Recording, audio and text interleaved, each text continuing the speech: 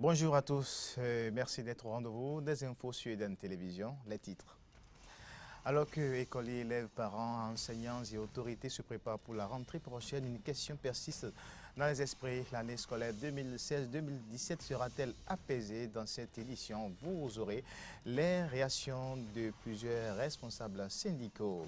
L'esclavage moderne, c'est le thème d'un vernissage qui a réuni ce lundi photographes professionnels et amateurs et autres acteurs du monde culturel. C'est dans le cadre de la 3e édition de la 15e de la photographie au Bénin. Et puis, hors de nos frontières, il a bel et bien eu lieu hier le face-à-face entre les deux candidats à la Maison Blanche. Pendant 90 minutes, les deux se sont affrontés sur leur vision de l'avenir. Nous en parlerons dans cette édition avec les réactions de quelques proches des deux candidats à la présidentielle américaine. Voilà pour les grandes articulations de ce journal.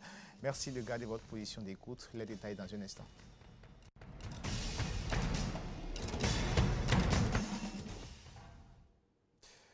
Les portes des écoles béninoises sont ouvertes sur toute l'étendue du territoire national. Ce lundi 26 septembre, c'est la pré-rentrée. En attendant la rentrée proprement dite prévue pour lundi prochain, lundi 3 octobre, à l'occasion de cette pré-rentrée, une équipe de notre rédaction a sillonné ou a effectué le tour de quelques collèges et écoles primaires et secondaires de Cotonou. Suivons ici le compte rendu de Antoinette Sagbo et de Cyril Agbo. C'est bientôt la reprise des activités pédagogiques au Bénin. En prélude à cette rentrée scolaire 2016-2017, le législateur a prévu une semaine pour la pré-rentrée. Ici, à l'école primaire publique Siké Sud, ce lundi matin, l'école est déserte. Seulement une dizaine d'apprenants au loin nettoyant la cour de l'école. Mais une remarque tout de même, la présence du corps enseignant. Tous mes collaborateurs sont là. Et comme vous avez constaté, nous attendons impatiemment les parents d'élèves pour l'inscription parce que selon l'agenda, l'inscription devait commencer ce matin et finir au plus tard le vendredi prochain pour que le 3, les activités pédagogiques commencent effectivement. Nous sommes 4 sur 6, on a 6 classes, mais les parents d'élèves ne sortent pas, ils ne viennent pas. Peut-être qu'ils ne sont plus habitués à venir inscrire pendant la pré-rentrée. Et aussi, l'école est jonchée de choses là. On n'a pas encore trouvé de solution. D'ici à là, on ira chercher les longs balais. Et nous, les enseignants, nous allons nous mettre au travail, puisque les élèves ne sont pas là. Quelques rares parents viennent y inscrire leurs enfants. Ceux qui l'ont déjà fait justifient leurs actes. Je suis venu inscrire 2 de mes enfants à l'école, l'un au CI et l'autre au CP. Je me suis dépêché pour le faire car je ne voudrais pas qu'ils soient en retard pour la rentrée des classes. Sur les lieux, l'équipe de reportage a surpris une mission du ministère de l'enseignement primaire et maternel conduite par Carmen Mariano Adeossi, conseillère pédagogique venue constater l'effectivité de la pré-rentrée. Je viens de parcourir 2 groupes. Tous les enseignants avec les directeurs sont présents. Et ce que je peux noter, c'est qu'il manque des enseignants. Dans les 2 groupes où je suis passé, chaque groupe a 4 enseignants sur 6. Il y a eu quelques écoles qui n'ont pas assez d'effectifs, qui ont été fermées. Donc si ces écoles sont fermées, c'est que leurs enseignants existent et seront déployés dans d'autres écoles qui sont restées. Bon, et les directeurs se plaignent du fait que les parents ne viennent pas et inscrire les enfants. Je leur ai expliqué que bon, c'est une habitude que les gens avaient, mais qu'on a laissé entre-temps. Donc tout doucement, ils vont reprendre d'ici demain, c'est sûr, ils vont venir. Pendant ce temps, au CEG Sainte-Rita, le constat est tout autre. Mais la particularité du CEG Sainte-Rita aujourd'hui, c'est que notre centre abrite les concours d'entrée à l'université, INMES, sage-femme d'État et infirmier d'État.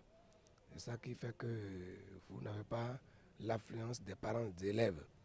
On peut vous dire d'ores et déjà que la pré-rentrée a eu lieu chez nous ici parce que c'est le moment où nous préparons les salles, nous donnons les emplois du temps aux professeurs, nous inscrivons les nouveaux élèves. Si bien que le 3 octobre 2016 à 7h, les cours vont naturellement démarrer. Au regard du constat fait ce lundi 26 septembre, la pré-rentrée disparaît quelque peu des habitudes des élèves et leurs parents. On parle encore éducation dans cette édition. La rentrée est prévue pour le lundi prochain, 3 octobre. L'année scolaire 2016-2017 sera-t-elle donc apaisée? Pour en savoir davantage, l'équipe de notre rédaction s'est rapprochée de certains responsables de syndicats d'enseignement. Horacia Djodji et Romaïk Debouchi. La rentrée scolaire 2016-2017 au Bénin sera-t-elle apaisée? Cette interrogation taraude déjà plusieurs parents et élèves à quelques jours du démarrage de l'année scolaire. Une question qui se justifie par les menaces répétées des centrales syndicales auxquelles sont affiliés les divers ordres de l'enseignement à la veille de chaque rentrée scolaire. Pour la COSI Bénin, la rentrée aura lieu, mais elle souhaite que l'année soit apaisée. Que l'année soit effectivement une année apaisée. Or, pour qu'elle soit apaisée, il faut que le gouvernement respecte les engagements qu'il a pris vis-à-vis des confédérations centrales syndicales au cours de la réunion de la semaine dernière. Ça fait au cours de la session de septembre, au sujet de la commission permanente des négociations au gouvernement central. Il faut respecter les engagements pris si on veut que l'année soit apaisée. Si c'est la rentrée, elle aura lieu. Mais c'est pas, ça ne garantit pas, ce n'est pas un gage d'une année scolaire apaisée. Il y a des engagements qui ont été pris. Nous attendons de les voir être traduits dans la réalité de façon concrète. Il en est de même pour le Front d'Action des syndicats de l'éducation qui estime que toutes les conditions sont réunies pour une rentrée effective et apaisée, une année scolaire que le Front place d'ailleurs sous le signe de la lutte contre l'échec, ce qui suppose deux conditions. Régler les problèmes de motivation des enseignants, les formations et surtout renforcer le corps d'encadrement, les conseillers pédagogiques et les inspecteurs. Au niveau des conseillers pédagogiques, il faut installer le corps des conseillers pédagogiques, faire la formation pour ceux qui sont nommés actuellement pour les remettre dans le corps et prendre les dispositions maintenant pour que nous puissions prendre les arrêts d'application pour préparer les futurs concours des CP et ensuite des inspecteurs. Cependant, la Confédération syndicale des travailleurs du Bénin, CSTB, nourrit des inquiétudes quant à l'effectivité de cette rentrée 2016-2017. Sans régler le problème des vacataires qui constituent plus de 80% de l'effectif des enseignants du secondaire, quelle qualité et quelle quantité d'enseignants offre-t-on à l'enseignement secondaire? Une rentrée scolaire effectuée dans ces conditions ne sera rien d'autre qu'un gâchis orchestré par le gouvernement, ce qui est dommageable pour le pays. La rentrée scolaire ne peut être apaisée avec les conditions décrites plus haut, encore qu'une rentrée apaisée n'est pas synonyme d'une année scolaire réussie.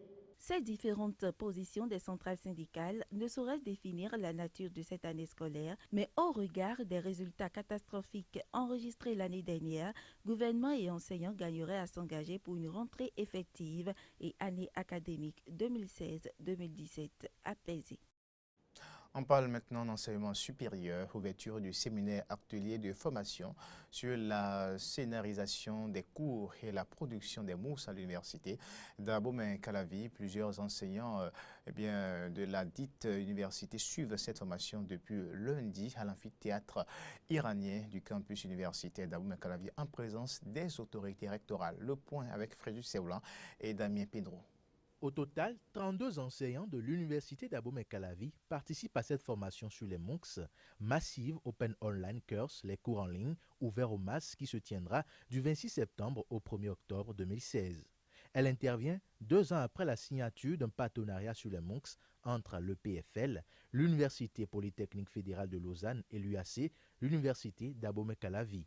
Une plateforme avait été alors créée avec le don de 20 MOOCs par l'EPFL. Aujourd'hui, il s'agit de former les enseignants béninois à produire eux-mêmes leurs MOOCs. Le présent atelier vise donc à accompagner le Centre de pédagogie universitaire et d'assurance qualité par la formation d'une trentaine d'enseignants sur la scénarisation des cours et la production des MOOC. Ces MOOC, une fois produits, vont enrichir la plateforme pour le bonheur des apprenants, enseignants bref, pour le bonheur de la communauté universitaire. Pour le représentant du directeur de MOOCs Afrique, cet atelier devrait déboucher sur des innovations. Du campus et du MOOC ou de l'enseignement sur campus, on va passer à des MOOC qui sont coproduits avec différents campus de la francophonie peut-être, où on peut s'échanger un certain nombre d'efforts, les partager et cheminer ensemble pour être plus forts entre Africains, mais aussi entre Européens et Africains. Quant au recteur de l'Université d'Abomey-Calavi qui a officiellement lancé la formation, il a loué l'initiative.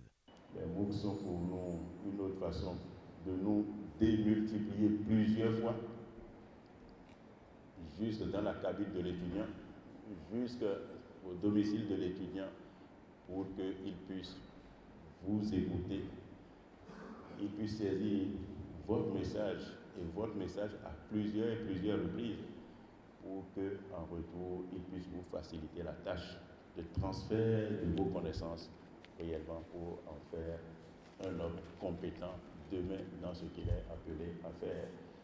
Après ce lancement, autorités rectorales et participants ont inauguré l'espace MOOCs doté de 30 ordinateurs et réalisé avec le partenariat de l'EPFL. Les ordinateurs sont connectés à Internet, donc les enseignants passeront ici, les étudiants également, pour des formations ou bien pour consulter de la documentation en termes de MOOC. Ils peuvent aussi en intranet rester sur le campus dès qu'ils ont accès au réseau intranet, consulter les MOOC ou bien aller sur Internet aussi. Si vous allez sur cette plateforme-là, vous verrez que si on va quelque part, vous allez voir qu'il y a déjà un cours qui est déjà là. Le cours est scénarisé. C'est des techniques que nous allons apprendre à nos enseignants dès ce matin jusqu'à samedi. On va scénariser le cours, faire l'enregistrement et le cours est disponible. Quiconque peut aller prendre. L'université aujourd'hui n'a plus de mur. Et c'est une façon de dire que vous pouvez être n'importe où et accéder aux enseignements. Un programme de formation bien élaboré relatif aux MOOCs est déjà conçu pour l'année académique 2016-2017. Une nouvelle ère d'enseignement dans le supérieur s'ouvre ainsi à l'Université d'Abomey-Calavi. La 3e édition de la quinzaine de la photographie au Bénin se tient du 22 septembre au 8 octobre de cette année et c'est dans ce cadre que la place de souvenir à Cotonou accueille ce lundi photographes professionnels ou amateurs et autres acteurs culturels pour un vernissage portant sur le thème l'esclavage moderne, les précisions avec Ahmed Arekba et Dédé Marouya. La grande innovation de cette 3e édition de la quinzaine de la photographie au Bénin est incontestablement son ouverture sur d'autres pays du continent. Ainsi sont-ils venus du Mali, du Congo-Brazzaville, du Togo, de la République centrafricaine ou encore du Bénin. Les photographes exposant dans le cadre de ce vernissage. J'ai décidé de suivre un type d'enfant qu'on appelle communément enfant de rue. L'objectif de cet événement, c'est de mettre tous les acteurs de l'art photographique en général ensemble, parce que vous allez voir, là, la photographie n'a plus de frontières actuellement. Vous avez vu des photographes togolais, des photographes maliens, les photographes ivoiriens, gabonais, nigériens et autres, qui seront sur le festival en réalité. Et du coup, c'est des échanges. Et tu vois les œuvres qui sont accrochées aujourd'hui, c'est des œuvres qui relatent au fait ce que ces photographes, ces différents photographes vivent en réalité dans leur pays. Et par contre, nous, qui sommes ici aussi, nous avons constaté que c'est le même problème. Ça veut dire que l'art n'a plus de frontières.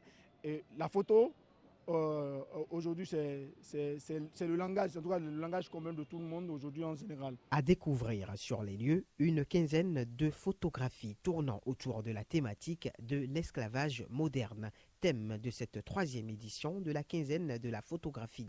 Ces enfants n'ont pas l'âge de travailler, donc ça ne doit pas se faire. Et nous avons vu des tableaux intéressants qui montrent que effectivement, dans la population actuelle de nos jours, il y a bien des travaux forcés qui s'imposent aux enfants dans les villages africains, dans les villes africaines, et cela mérite d'être dénoncé parce que les enfants qui n'ont pas l'âge de travailler ne doivent pas être soumis à ces genres de travaux. Et mieux, nous avons vu des femmes qui concassent des cailloux qui servent à construire des routes, à construire des maisons. Cette forme d'esclavage, cette forme de travail forcé mérite d'être dénoncer. Les expositions se poursuivent au niveau de la place du souvenir à Cotonou et à Abomey-Calavi au niveau de l'embarcadère. Des formations et conférences sont également prévues dans le cadre de cette quinzaine qui connaîtra son épilogue le samedi 8 octobre prochain au Centre culturel chinois avec la grande nuit de la photographie. Un fourreur du Bénin à présent, des boutiques ouvertes, une circulation trop fluide, quelques passants dans les rues, mais le QG de Jean-Ping et le palais présidentiel sous haute sécurité. Libreville vivait samedi en apparence une journée ordinaire après le verdict de la Cour constitutionnelle en faveur d'Ali Bongo. Commentaire Antoinette Sabou.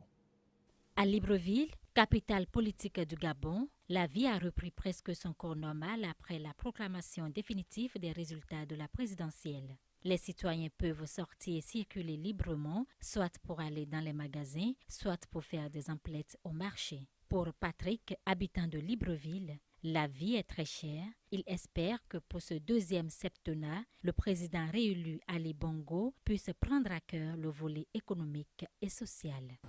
Moi, je ne peux pas condamner Ali. Je ne peux pas lui condamner. On attend beaucoup de lui. On attend beaucoup de lui. Et comme il a dit qu'il est le président des jeunes, le président de tous les Gabonais, j'aimerais qu'il apporte quelque chose de concret pour nous. Hein. Il apporte un plus. C'est que son père n'a pas pu faire, qu'il puisse le faire. Les militants de l'opposant Jean-Ping ne s'avouent pas vaincus. Pas question de laisser le pouvoir au président Ali Bongo. Nous n'allons pas laisser M. Ali Bongo diriger le Gabon pendant 7 ans. Nous allons faire en sorte que M. Ali Bongo quitte du pouvoir. Comme a dit M. Jean-Ping, nous irons jusqu'au bout. Parce que nous ne pouvons pas accepter que la population ait choisi un candidat qui est M. Jean-Ping et la famille Bongo choisisse leur fils, M. Ali Bongo. Au quartier général de Jean-Ping, la porte d'entrée a été fracassée, ont déclaré ses partisans. Même si la capitale Libreville est calme pour le moment, la population reste tout de même divisée après la réélection de Ali Bongo. La population des éléphants d'Afrique est au plus bas depuis 25 ans, principalement en raison du braconnage. C'est le rapport publié par l'Union internationale pour la conservation de la nature, rapport publié ce dimanche. Commentaire. L'Afrique compte environ 415 000 éléphants, soit 111 000 de moins que lors de la dernière décennie, selon le rapport de l'Union internationale pour la conservation de la nature publié dimanche. Rapport basé sur 275 mesures à travers le continent. Ce rapport alarmant a été divulgué devant les délégués de la CITES, la Convention internationale sur le commerce d'espèces sauvages menacées d'extinction, qui s'est ouverte samedi à Johannesburg. La forte hausse du braconnage qui a débuté il y a une dizaine d'années est la principale cause du déclin de la population d'éléphants, explique le rapport. Les bandes de criminels organisés agissent à grande échelle en Afrique, faisant passer de l'ivoire illégalement vers l'Asie. L'ivoire est vu comme un produit luxueux et les gens l'utilisent de diverses façons. Il y a des types d'ivoire qui servent à faire des produits de la vie courante, comme des baguettes pour manger, des bracelets. Mais il y a aussi des défenses énormes sculptées en objets d'art qui peuvent atteindre des prix très élevés.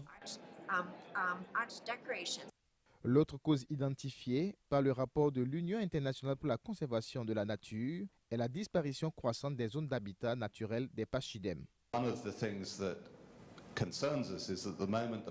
Une des choses qui nous inquiète, c'est que pour le moment, l'accent est mis sur le braconnage, la perte des éléphants pour leur ivoire, mais il y a aussi un énorme problème sous-jacent et c'est la réduction de leur espace vital.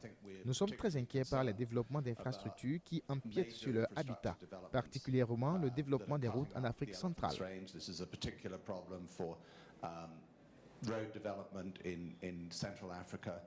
La protection des éléphants, espèces en disparition sur le continent, devient donc une priorité.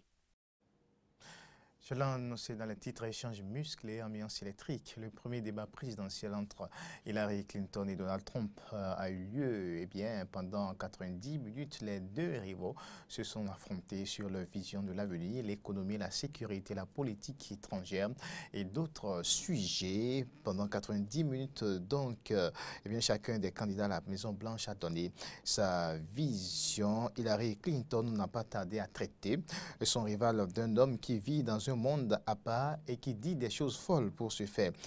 Donald Trump, contrairement à ses habitudes, a commencé son débat plus posément sans omettre d'attaquer. Également, son challenger pour lui, Hillary Clinton, n'a pas l'énergie nécessaire pour diriger les États-Unis. Nous allons vous proposer de suivre quelques séquences de ce face-à-face. Elle n'a pas l'allure, elle n'a pas l'énergie. J'ai dit qu'elle n'avait pas l'énergie. Je ne crois pas qu'elle ait l'énergie. Pour être président de ce pays, il faut une immense énergie. Dès qu'ils auront voyagé dans 112 pays et négocié des traités de paix, des cessez-le-feu, des libérations de dissidents, de nouvelles opportunités aux pays du monde, ou encore passé 11 heures à témoigner devant un comité du Congrès, alors là, il pourra me parler d'énergie. Suivant à présent les réactions de certaines personnalités politiques proches des deux candidats à la présidentielle américaine après ce débat.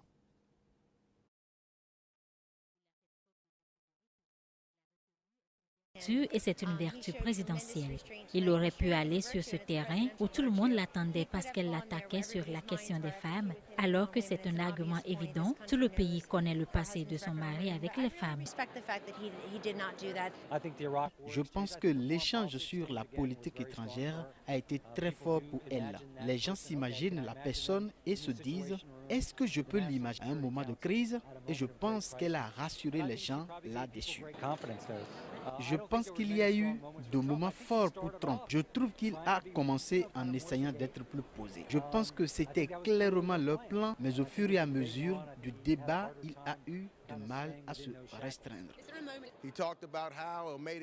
Il n'y a rien de bien parmi la communauté afro-américaine, comme il l'a déjà dit, comme si nous vivions le pire moment de l'histoire des États-Unis. I don't know if he can recall Jim Crow or slavery or any of those issues. Et avant de boucler cette édition, un convoi des Nations Unies a pu délivrer de l'aide alimentaire dimanche aux villes syriennes assiégées de Kafraya, Foua, Zabadani et Madaya qui étaient coupées de tout accès humanitaire depuis fin avril. En tout, le plan alimentaire mondial a distribué assez de vivres et de farine pour 60 000 personnes pendant un an à Madaya. La quantité est suffisante pour nourrir 39 000 personnes pendant un an. Voici quelques réactions ou quelques explications du directeur du PAM, Programme alimentaire mondial en Syrie. Aujourd'hui marque un jour très important car depuis 5 mois, nous ne pouvions pas nous rendre dans ces 4 villes. Nous sommes en ce moment à Madaya et nous avons pu enfin amener ce convoi dans Madaya et nous déchargeons comme vous pouvez le voir. Les gens ici se plaignent que l'hiver arrive. Ils n'ont pas de vêtements, ils n'ont pas de bois pour faire du feu, ils n'ont pas de bois pour cuisiner. Et c'est tout pour Eden Info. Merci de votre aimable attention. À demain.